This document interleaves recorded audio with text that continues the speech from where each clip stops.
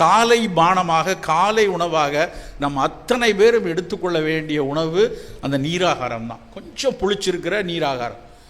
பல ஆய்வுகள் வந்து கொண்டே இருக்குது. ஒரு காலத்தில் இதை நாங்கள்லாம் சொல்லும்போது பேசும்போது இழக்காரமாக ஏளனமாக பார்த்தவர்கள் உண்டு. என்னையா பழஞ்சோறு மீதி இருக்குது, தண்ணி ஊற்றி குடிக்கிறான், இதை போய் ஒரு பெரிய வியாக்கியானம் பேசுவீங்களா அப்படின்னு சொல்லுவாங்க. ஆமாம், மீதி உள்ளது தான். அந்த மீந்ததை வீணாக்காத தமிழ் சமூகம். நம்ம உணவை தூர எரிஞ்சு பழக்கம் கிடையாது. ஒன்று நம்ம பகிர்ந்து சாப்பிடுவோம், இல்லைன்னா அடுத்த நாள் சாப்பிடுவோம். இட்லி உப்புமாவை தான் நம்ம சாப்பிட்டோம் அடுத்த நாள் காலையில்.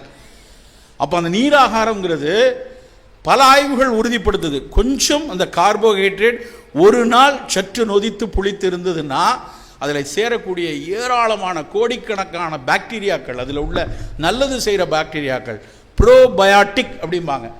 அந்த ப்ரோபயாட்டிக் ஃபுட்டை பற்றி இன்றைக்கி போய் படித்து பாருங்கள். நேற்றைக்கு முந்தைய தினம் ஒரு ஆய்வு கட்டுரை வந்திருக்கு கட் பயோட்டா பற்றி. கட் பயோட்டானா குடலில் இருக்கக்கூடிய நமக்கு நல்லது செய்யக்கூடிய இதுவரை நாம் அறியாத ஏராளமான நுண்ணுயிர்கள் வைத்துக்குள்ளே இருக்குது. அப்போ நம்ம சாப்பிட்ற சாப்பாடு நம் வாய்க்காக, நம் ருசிக்காக மட்டும் இல்லாமல் அந்த நுண்ணுயிரிக்கு இருக்கணும். அந்த கட் பயோட்டா நல்லா இருந்தால் மட்டும்தான் நாம் எதிர்பார்த்தல் நலமாக இருக்கும், ஜீரணம் நலமாக இருக்கும்.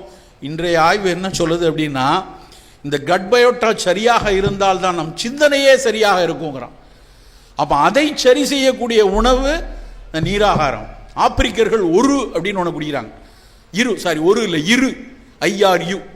இரு என்ற உணவு. அவர்கள் தானியத்தை இதே மாதிரி அவங்க ஊரில் இருக்கக்கூடிய சிறுதானியத்தை தண்ணி ஊற்றி மறுநாள் காலையில் கரைச்சி குடிக்கிறான்.